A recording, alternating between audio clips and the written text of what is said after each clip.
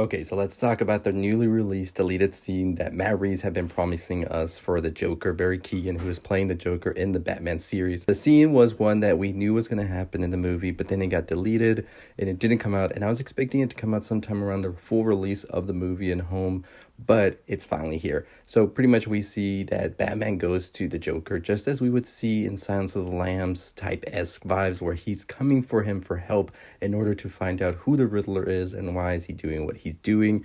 And we finally get to meet Barry Keoghan's Joker in a more, like, I would say, focused way, because of course in the finale of the Batman movie he was a little bit out of focus.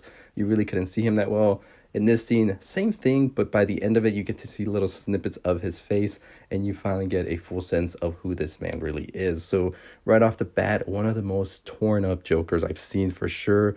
Very close to the Gotham Joker that we saw in the TV series, as like how scarred he is, but definitely was a little bit more, I would say, tamed. I don't know how to explain it that well, but this one looks like you can really see exactly why he is as demented as he is. I really love the close-up of the nails and also the fingers, just how scattered, like battle scarred they are and stuff, and definitely really giving that vibe of this man is truly unhinged. And so one of the things I like about this scene also is that he very much so feels like a counterpart to Batman, the way he's solving this as well with him by looking at the pictures, the evidence and everything, and saying that this man is not doing this for a political reason. There's something more personal at hand, and very much so hit the nail with what the Riddler really was doing here, which was a more personal vendetta. Of course, it had political ties, but there was a personal reason behind it all, and I really love that the Joker's able to deduce all of that, because it very much so gives this like yin and yang for Batman and the Joker that is so important to have, I feel, where they pretty much feel like they are the same, but in a much twisted way, like different. And that's what I really did enjoy about this. Barry Keoghan's laugh as the Joker's very well as well, even though we don't hear it that much here. The little tidbits we get there are good. Like the essence of the Joker is there, and it really feels like a Joker we know, but it also feels new at the same time, because his voice and everything sounds very much so like a combination of a lot of different Jokers. I get a lot of Heath Ledger, and I mean, why wouldn't you have some Heath Ledger vibes in it, especially considering how legendary that performance was? So very excited to see what Barry Keoghan does next. I don't believe that Barry Keoghan will be the villain in the Batman 2. It would just be too easy, and it would just feel like The Dark Knight too much.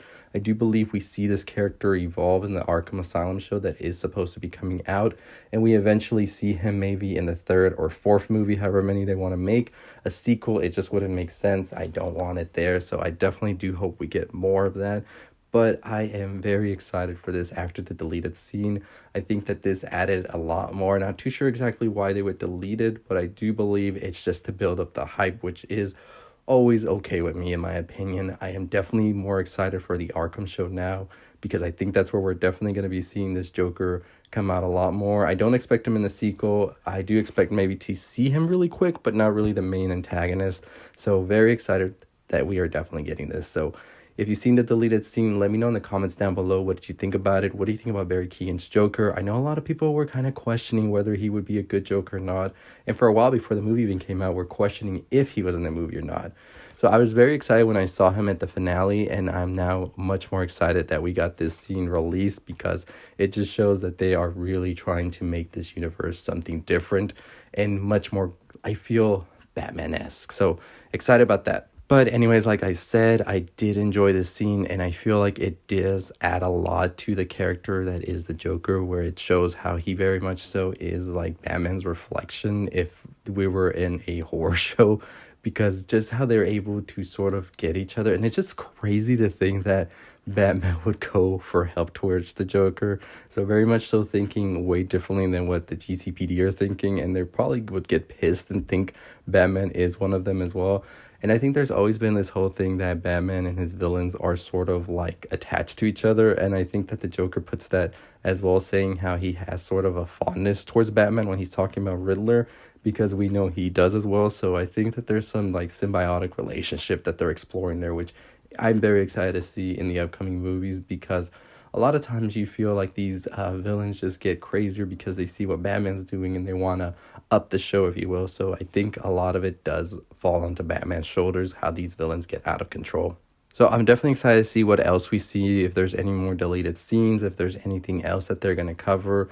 Up until now, we don't have a release date for the Batman 2. We do know that it's supposed to be coming in less than 5 years, but that's still a long ways to go. We do have the Penguin show that will explore more of the underworld as well, so I do expect to see other more gangster type characters in that, maybe Black Mask. I don't expect to see the Joker, maybe heard about. I don't expect to see him until the Arkham Asylum show, and I'm curious to see if Paul Dano's Riddler will even be in that show as well, or if it will explore more of the other rogues that Batman has, such as Killer Croc, maybe Clayface, all of those other villains that we don't necessarily see in movies and probably won't see in the movies. I would want them to explore those villains more than some of the other villains that we probably will see, like Two-Face or Mr. Freeze. So I think in the sequel we see Mr. Freeze. I don't think we see the Joker just yet. I think they want to build him, or maybe just keep him in the shadows and just sort of be orchestrating a lot of things we see happening. Because I feel like we've gotten a lot of Joker that if they're going to put him on the big screen, it has to be for something big where he's going to really redefine stuff. So that's just my opinion and my thoughts on this deleted scene. Super excited. Did not expect this from Matt Reeves at all. So we'll see where else he leads us now. So anyways, as always, that's going to do it for me. If you haven't already subscribed, hit that subscribe button. Hit that notification bell. Probably here. I always forget where it is.